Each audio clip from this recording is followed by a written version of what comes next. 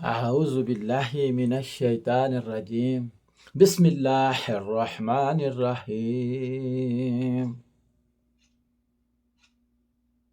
اللهم صل على محمد وعلى آل محمد كما صليت على إبراهيم وعلى آل إبراهيم إنك حميد مجيد.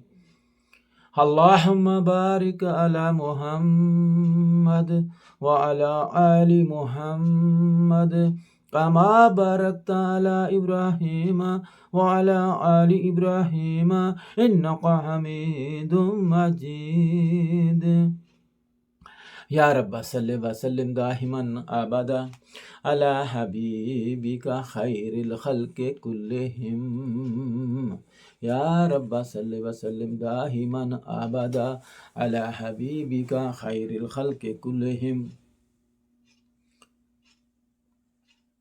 بھائیو اور دوستو، بہنوں اور بزرگوں اور خاص الخاص پیارے بچوں، السلام علیکم ورحمۃ اللہ وبرکاتہ. مائی یوٹیوب چینل پاکش 2030 کو سبسکرائب کیجئے، لائک کیجئے اور اپنے دوست و احباب کے اندر بلکہ بہت سارے گروپوں کے اندر شیئر بھی کیجئے، کیونکہ نیک بنو نیکی پھیلاؤ کا یہ کام ہے اور صدقہ جاریہ ہے. جتنے لوگ اس میں شریک ہوں گے، جو بھی اس میں حصہ ڈالتے جائیں گے، انشاءاللہ تعالی انہیں اجر عظیم سے نوازا جائے گا اور یہ جو عمل ہوگا یہ صدقہ و خیرات میں اس کا شمار ہوگا. آج اپنے بچوں کے سامنے، اپنی بہنوں کے سامنے اور اپنے اساتذہ کے سامنے اور پوری قوم کے سامنے بات جو رکھنا چاہ رہا ہوں وہ بات ہوگی اسلام میں خلافت اور شریعت کا کنسپٹ. دیکھتے ہیں کہ یہ جو خلافت ہے، یہ جو اقتدار ہے، یہ جو قوم کی باغ ڈور ہے، یہ کیسے ہمارے تک پہنچی، کس طریقہ سے خدا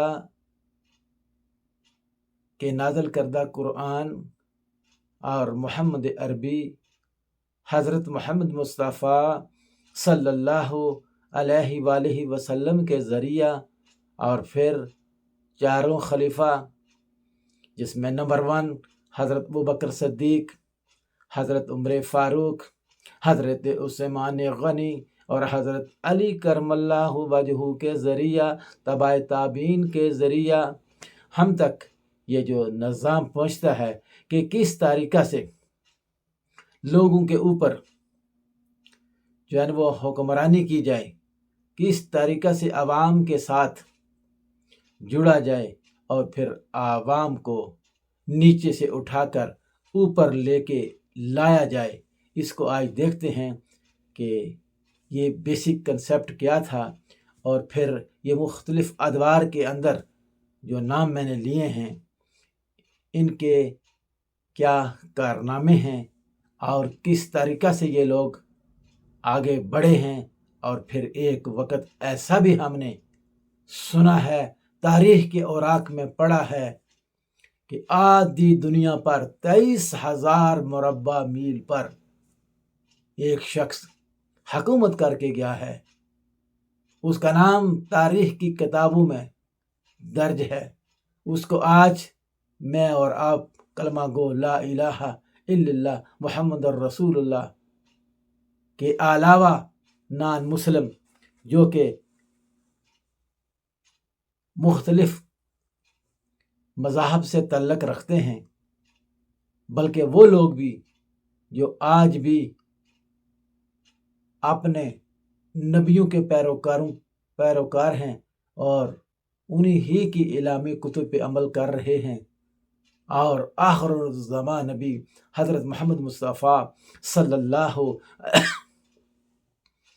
اللہ علیہ وآلہ وسلم کو آخری نبی نہیں مانتے، وہ لوگ بھی ہمارے نبی کا نام ایک بہترین کمانڈر کے طور پہ جانتے ہیں، ایک بہترین مقرر کے طور پہ جانتے ہیں، اور ایک بہترین انسانیت کے طور پہ جانتے پہچانتے ہیں، اور ان کی باتوں پہ عمل بھی کرتے ہیں۔ اور بہت سارے آج کی دنیا کے ممالک میں جس کا نام لے رہا ہوں، جس کے نام سے جنگلی جانور بھی ڈرتے تھے، وہ نام ہے حضرت عمر فاروق رضی اللہ تعالیٰ عنہ کا، جنہوں نے آدھی دنیا پہ حکومت کر کے دنیا کو دکھا دیا کہ نظام حکومت کیا ہوتی ہے، حکومت کیسے چلائی جاتی ہے، عدل کیا ہوتا ہے، اور پھر عدل و انصاف کے تقاضوں کو کیسے پورا کیا، اور خود کیا تھے، اس پہ بات رکھوں گا مختصراً۔ یہ جو ہم بات کرتے ہیں اسلامی ادوار کی، کہ مختلف قسم کے ادوار جو ہے نا وہ آئے اور ہمارے تک جو ہے نا وہ اس کے جو سنہری باب ہیں، اس کے جو بہترین انتظامات تھے حکومتوں کے، وہ ہمارے تک کیسے پہنچتے ہیں۔ مسلمانوں بلکہ عالم اسلام کے لیے جمہوری قدروں کی جو وراثت چھوڑ کر گئے ہیں، ان میں سے بہترین، کیا کہہ رہا ہوں، ان میں سے جو بہترین لوگ ہیں ان کی بات آپ کے سامنے رکھوں گا۔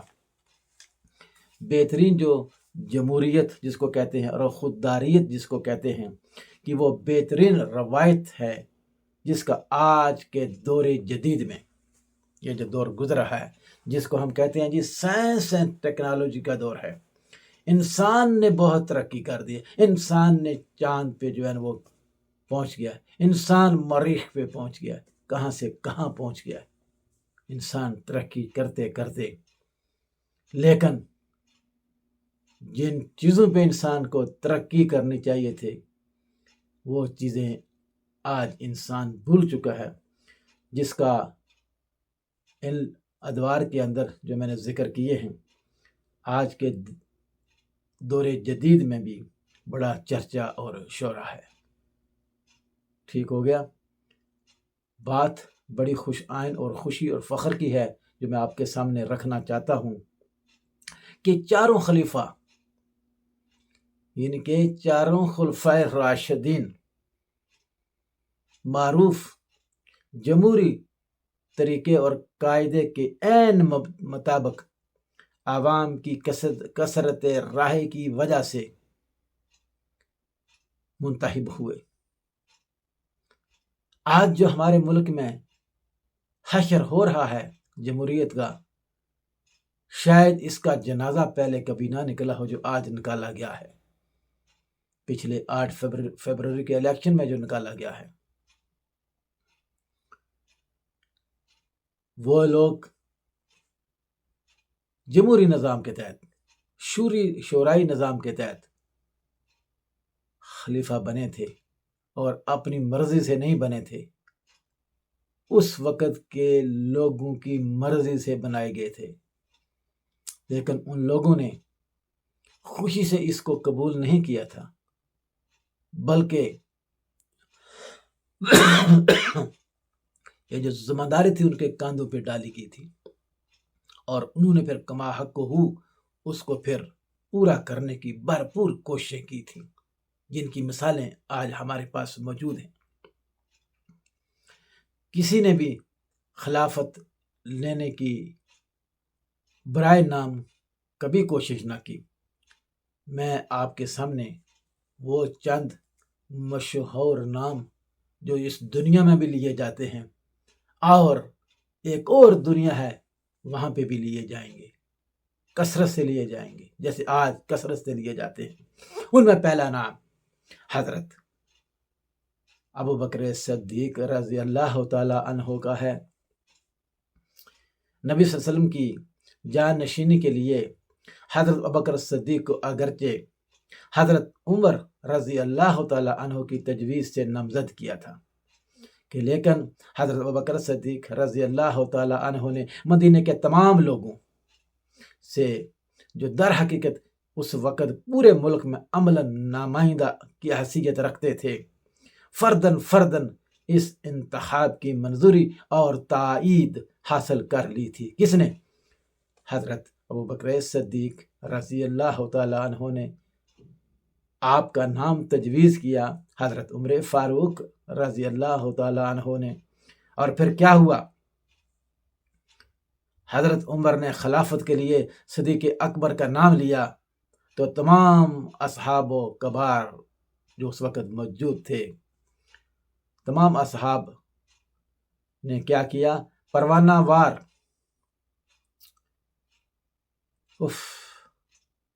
اٹھ کر خلیفہ حضرت ابو بکر صدیق رضی اللہ تعالی عنہ کے ہاتھ پر کیا کیا؟ بیعت کی۔ وہ زمانہ بیعت کا تھا، ہاتھ پہ ہاتھ رکھ کے کہا جاتا تھا۔ ایک کو بھی اعتراض نہ ہوا، جی ہاں، کسی ایک نے بھی اعتراض نہ کیا، کیونکہ حضرت ابو بکر صدیق رضی اللہ تعالی عنہ کی زندگی ان لوگوں کے سامنے تھی، تو پھر اعتراض کیا کرتے؟ ان تمام اصحاب نے کسی دباؤ یا لالچ کے بغیر خود اپنے رضا اور رغبت سے صدیق اکبر رضی اللہ تعالی عنہ کو پسند کیا اور خلیفہ منتخب کیا۔ کیا آج میرا ملک جو کلمہ طیبہ کے نام سے حاصل کیا گیا ہے، کیا وہاں پہ ایسا ہو رہا ہے؟ ناممکن۔ یہاں پہ تو کچھ نہ کہوں، اتنا کہوں، ان اللہ و انا الیہ راجعون۔ آج بات کروں گا مختصراً حضرت عمر فاروق رضی اللہ تعالی عنہ کی، اسلام کے دوسرے خلیفہ ہیں جن کا ذکر میں نے شروع سے بھی رکھا۔ حضرت ابو بکر صدیق نے اپنی وفات کے بعد حضرت عمر کے حق میں، وفات کے بعد نہیں، اپنی وفات سے پہلے، ابھی آپ زندہ تھے، ایک وصیت لکھوائی تھی اپنی طرف سے۔ وہ وصیت کیا تھی؟ کہ میرے بعد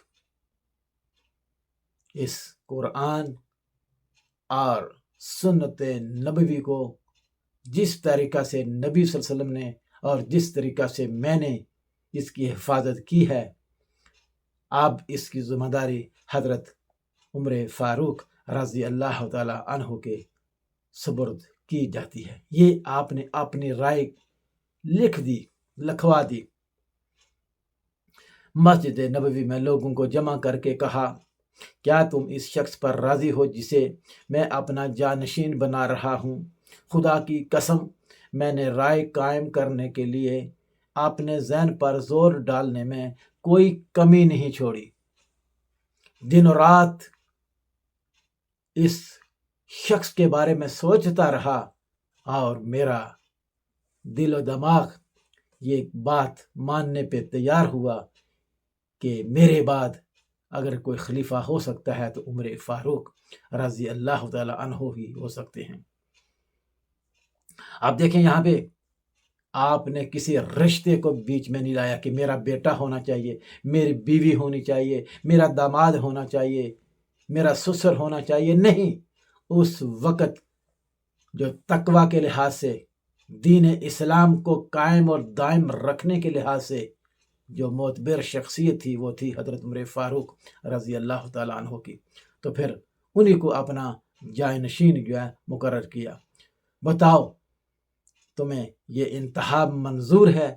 لوگوں سے رائے لی گئی، سب نے ہاتھ کھڑے کر کے فرما دیا،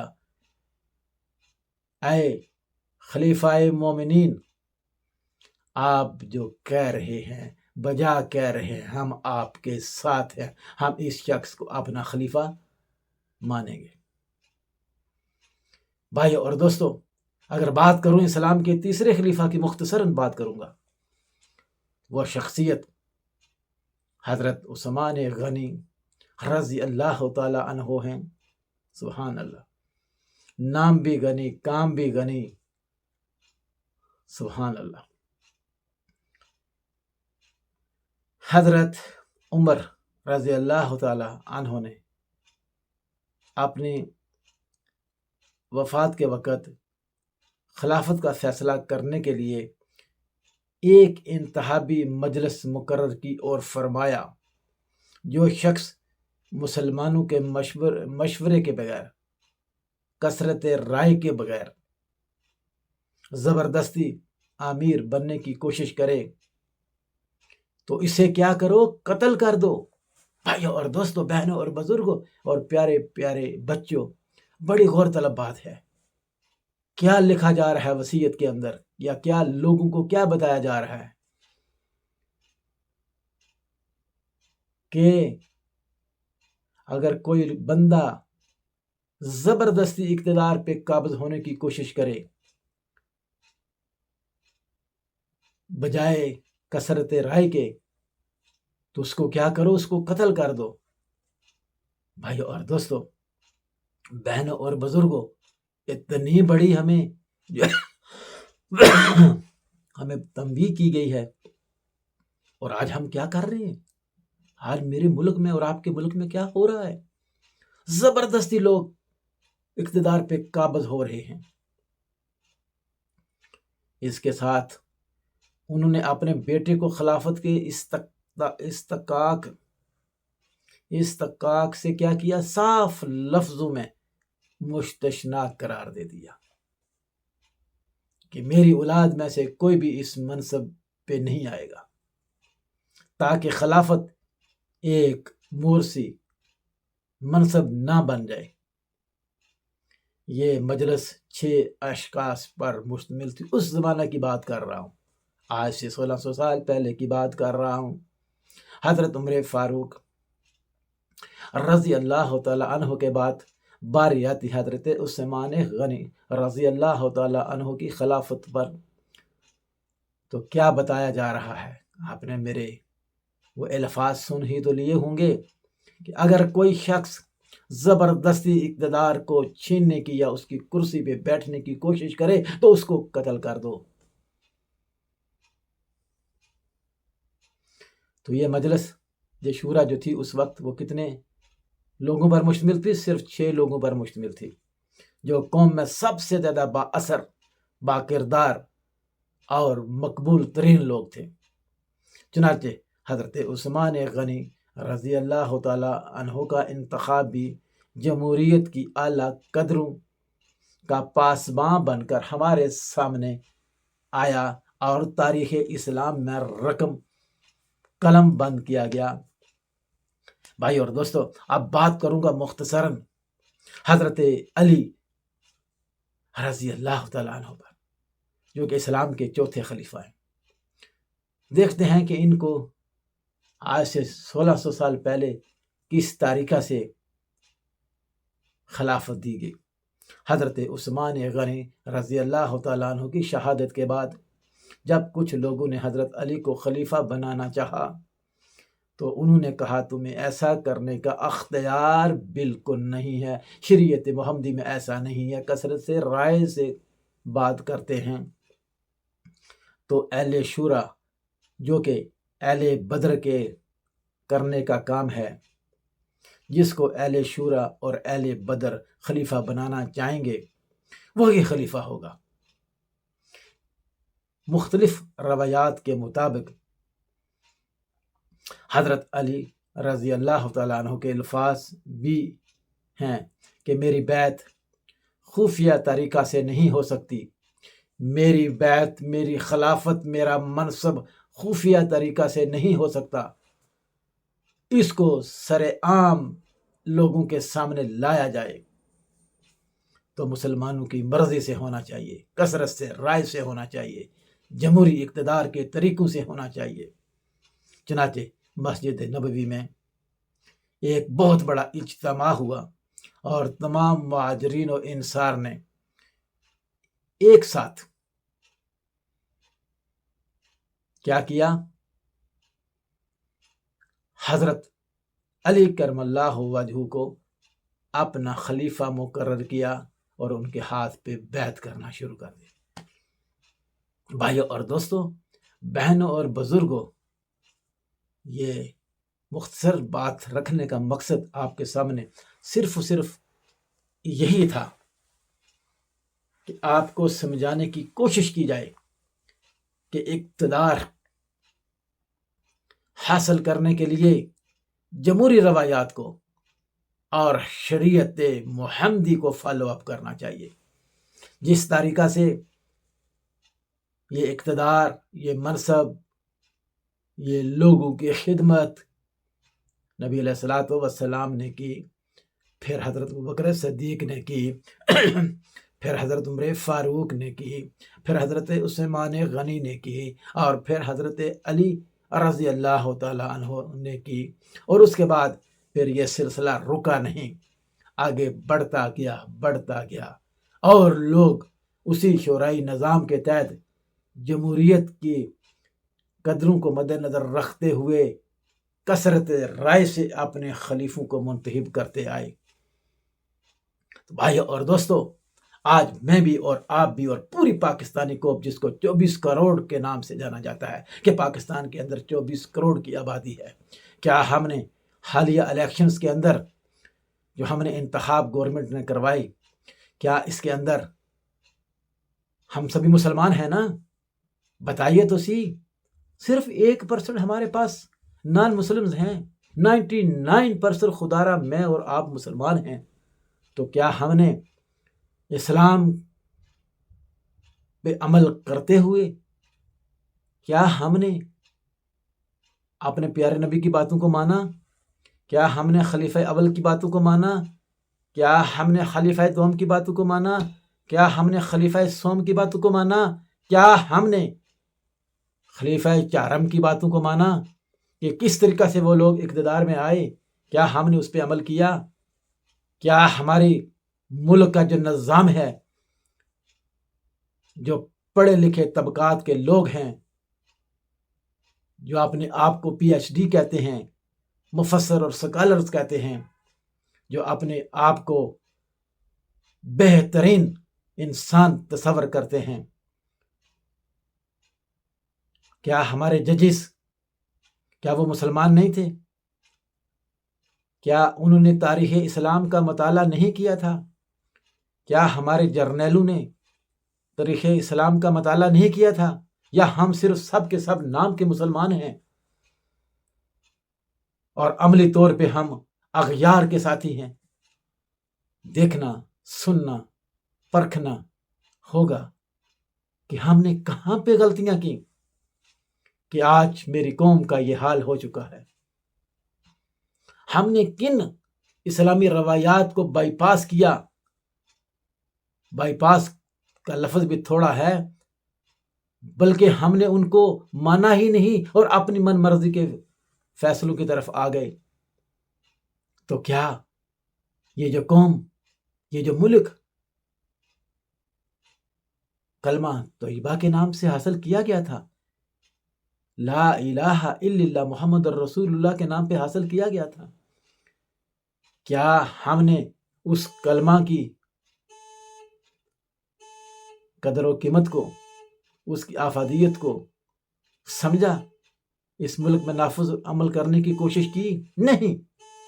ہم تو بظاہر مسلمان ہیں یہاں سے اوپر، اور باقی سارا نظام ہمارا آج بھی انگریزوں کا ہے اور انگریزوں کی بات مان کر چلتے ہیں۔ ہمارا پورا نظام،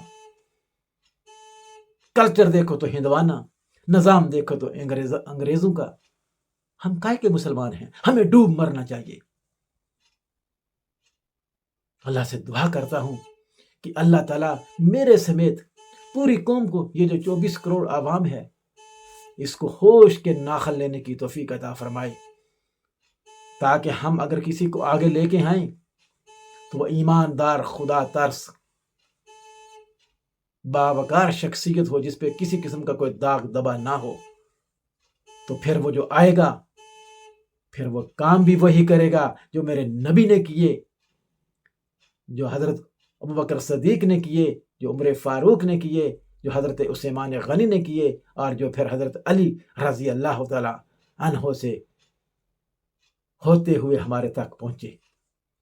پھر ان اقتدار کو مد نظر رکھا جائے گا، ان روایات کو مد نظر رکھا جائے گا، ان اسلامی اصولوں کو مد نظر رکھا جائے گا، تو پھر کیا ہوگا؟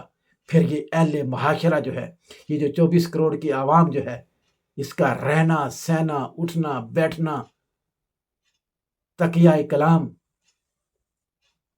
پھر بدل جائے گا، پھر 1600 سال پہلے کی طرح آ جائے گا۔ تو پھر کیا ہوگا؟ یہ دنیا بھی جنت، اور اس کے اصول کے لیے جو کچھ کیا جائے گا ان 1600 سال والے عمل کو، تو پھر جنت کا اصول بھی آسان ہوگا۔ کیوں نہ ہم اللہ سے توبہ کر لیں اور جو غلطیاں ہم سے ہوئی ہیں ان سے اللہ سے معافی مانگ لیں، اور آئندہ کے لیے زندگی کا کوئی بھروسہ نہیں ہے، موت آخر موت ہے۔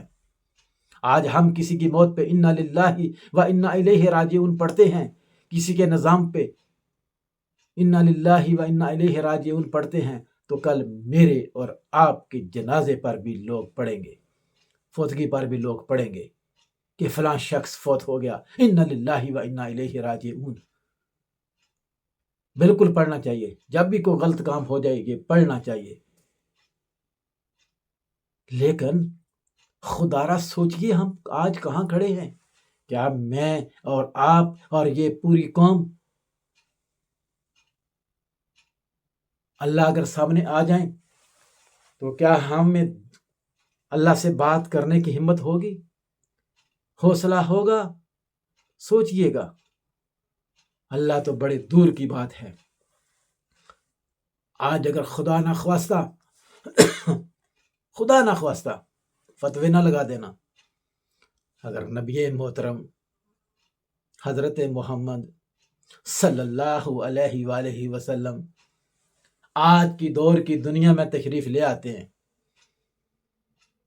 تو کیا میں اور آپ ان سے مصافحہ کرنے کے قابل ہیں کہ ہم نے ان کے چھوڑے ہوئے قرآن کو، دین کو، ان کے چھوڑے ہوئے شریعت محمدی کو ہم نے پلے باندھا تھا یا اپنے سے دور بگایا تھا، اور ہم نے پھر شیطان کو اور شیطان کے اعلی کاروں کو اپنایا تھا؟ کیا منہ دکھانے کے قابل ہیں؟ ہرگز نہیں۔ یاد رکھیے، آپ سے پوچھا جائے گا، آپ سے پوچھ گیچھ کی جائے گی۔ کہاں پر؟ اس روز جب یوم سزا و جزا کا دن ہوگا، جب اللہ بھی ہوں گے، رسول بھی ہوں گے، پوری دنیا کے لوگ بھی ہوں گے، اول سے بھی ہوں گے اور آخری بندہ بھی ہوگا، تو پھر جب حساب لیا جائے گا تو پھر وہاں پہ یہ ریفرنسز کام نہیں آئیں گے کہ زرداری نے کہا تھا، نواز شریف نے کہا تھا، عمران خان نے کہا تھا کہ اپنے ارادے بدل دو اور اتنے پیسے لے لو اور ہمیں ووٹ دے دو تاکہ ہم اقتدار پہ قابض ہو جائیں۔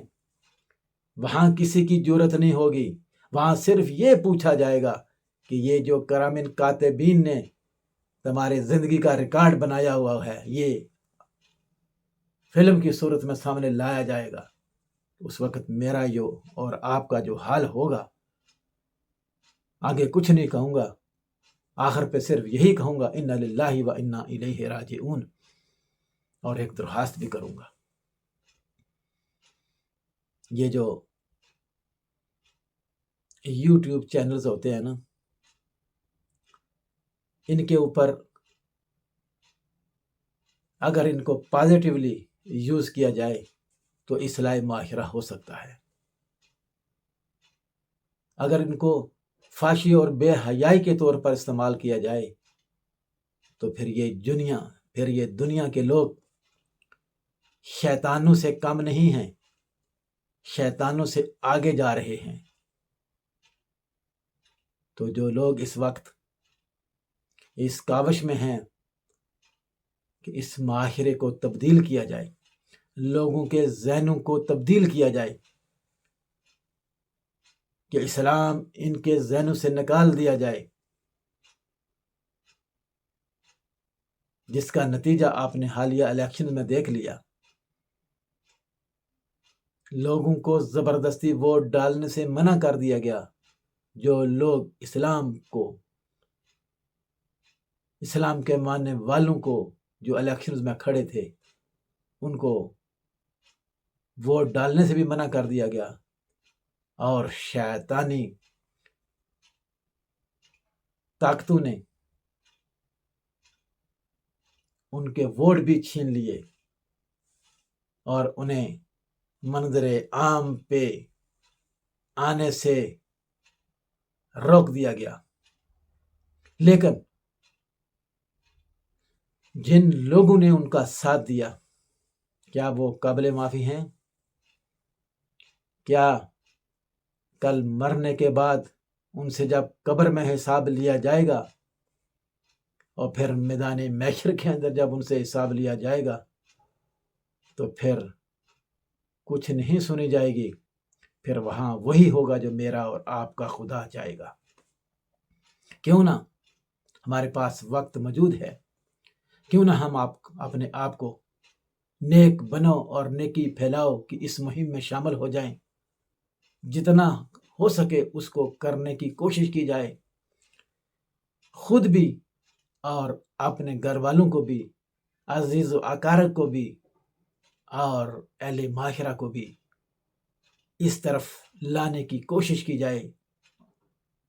اس کے لیے بہت سارے لوگ اپنا کام کر رہے ہیں، سبھی کی سنیے، لیکن مانیے وہی جو قرآن اور حدیث کے مطابق بات کرتے ہیں۔ بھائیوں اور دوستوں، بہنوں اور بزرگوں اور خاص پیارے بچوں، اگر آپ سمجھتے ہیں کہ میں بھی ان میں سے ایک ہوں جو حق اور سچ کی بات آپ کے سامنے رکھنا چاہتا ہوں اور کوشش کر رہا ہوں، تو آئیے اس یوٹیوب چینل کو جس کا نام ہے پاکش 2030، اس کو سبسکرائب کریں، اس کو لائک کریں، اس چینل کو شیئر کریں، اور میری جو باتیں آپ کے سامنے آتی ہیں ان پہ کومنٹس کے اندر رائے دیں، کیا سچ کہا، کیا جھوٹ کہا، کیا جو کہا اس پہ عمل ہونا چاہیے، کیا ان 24 کروڑ عوام کی تقدیر کو بدلنے کے لیے اس طرح کی کوششیں کرنی چاہیے؟ اگر کرنی چاہیے تو آئیے اس نیکی کے کام میں اپنا حصہ ڈالیے اور پاکش 2030 کو سبسکرائب کیجیے۔ انشاءاللہ آپ سے پھر ملاقات ہوگی۔ اللہ نگہبان۔